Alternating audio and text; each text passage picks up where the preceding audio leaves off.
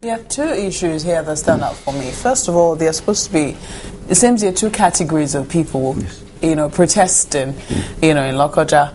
First of all, those who were not included in the amnesty program, as we heard from our correspondent, and of course those who claim that their allowances have not been paid. But something definitely stands out. When the amnesty program started, it wasn't just about the money.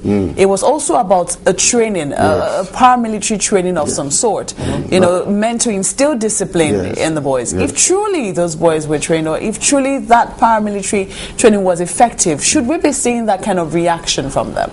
Don't forget, you said two versions. One, about changing of their allowances. Those groups have been captured by the program.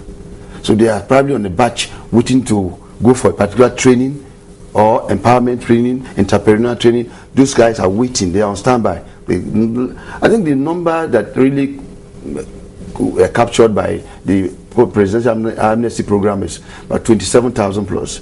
And so far, about 20,000 or so have been gone through the Ubobra training camp, and there remaining about 7,000. While so far about 2,000 something or thereabout gone outside the shores of Nigeria to be trained into different artisanship, welding and the rest. But you see, don't forget that we have mischief makers everywhere, not only in Niger Delta.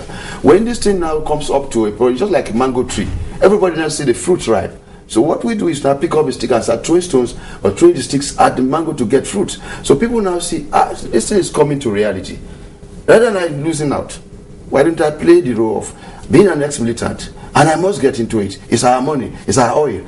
You hear the guy. That's the truth. And what we're saying is that we expect the local government, the state government, to engage these boys and tell them, look, if you miss out in the presidential, we could engage you here and then meaningful things. So that has not happened yet. I don't see the local government. Do we have local government in Nigeria? That's a question we should ask ourselves. Even right here in Lagos, but are you everybody's working on the name of a governor of Lagos. Are you sure that, assuming even if the local government was operative, will people want to be included in the scheme created by the local governments? Because in the first place, if this local government councils, that's the third tier, the state governments, we are effectively on ground, functionally. You will not even have a case where you have these boys in the first place being in camps. Now, chances are that you might say it's not going to be as lucrative as the one done by the federal government. We won't have even gone to the extent of carrying arms. These boys, they are agitators, they are advocates. People who are in the advocacy are so many years before now. Today, arms came in, and those who introduced it all left arms. Then the situation in the country are now warranted. It's just like some couple of days back here in Lagos, we saw youths in the name of OPC with guns, machetes. Yeah, that's a part of because there is the government has failed at almost all the levels. If government has failed at almost all the levels, but the amnesty thing came in because basically the mainstay of Nigeria is the oil, and it was affecting the economy of the country. Then in his wise wisdom, late President Yaradua saw the wisdom and embracing. It was a report from the Lady Mitty Committee. Okay, part of the report was the amnesty program. Mr. Ghomorai, yes. This young men have gone through the amnesty program, and some of them were said to have graduated in December last year. From Ububra. Now, that training in Ububra, what does it, what's the package like? Does it involve self-employment? Does it have anything to do with self-employment? I'm only involved in understanding and getting to know what obtains. I'm not part of it. So you don't know what the training is? What I think is to just disengage, then probably build a cycle. Typical Nigerian, no matter the training he goes through, when you give him the shit, he will come out again, forget about whatever he has imbibed. Wait a minute. And it's obvious, we are all human beings. Is it wrong to expect that as part of ways to actually measure the success of this program, advocates or activists in the community as yourselves should be able to kind of feel the response in terms of what this has achieved? I get where you are going, but don't forget, you are now listening to them. And we all know ourselves. No, in every situation, you can just say something, just to cue into something, fit into a position. They may not be telling the facts. Well, other than what because I know those of them who had gone through Bobra. Some of them are here in Lagos waiting for their turn. And we interact with, we see them humble. And we imbibe a lot of discipline. Humble. So when we see, when you say humbled, what are they doing? What are they doing in terms of self-empowerment? You allege You allege you've not been paid your allowance. Let's ask some questions. How did you ferry yourself? I met the one trip that went, a batch went in early this year or last year. I was on a mission to Abuja. We met them and we asked questions. The question you ask is, who bankrolls the number of vehicles they use? 50. It's not 50. So much money. We here, can we move that? What do you think? And you are claiming that you've not been paid allowance. Where did you raise the funds from? Mobilizing 50 buses. You should know. You're there. I told you earlier. I said somebody is beating the drum somewhere, just to hit the polity.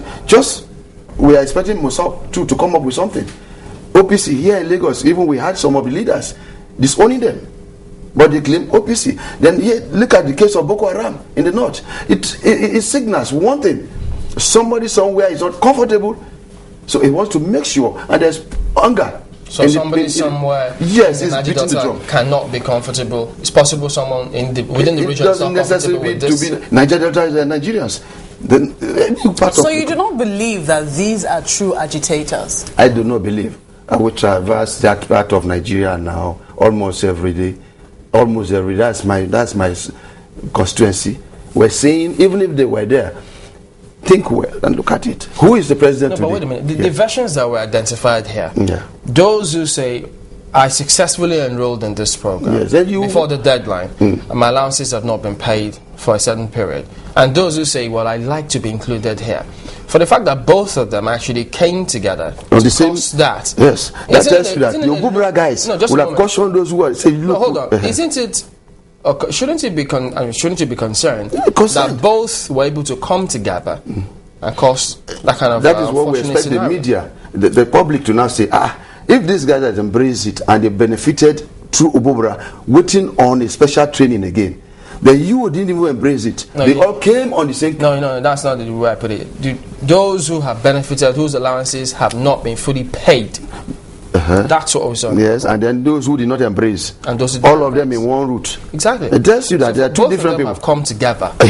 So somebody will have arranged. There's a loophole in the program, is it? The program or the group that came? No, the program is ongoing. The successes are there. That's why you have peace in the Niger Delta. You see them engage themselves, and they're becoming. What then did you mean? We saw programs in South Africa where. What then did you mean when you said those who were old, like a normal thing that happens in Nigeria? When we say those who are old, not as much as that. One or two, and they get to know us. They call, say, bros, they never pay my money. Let's all talk to.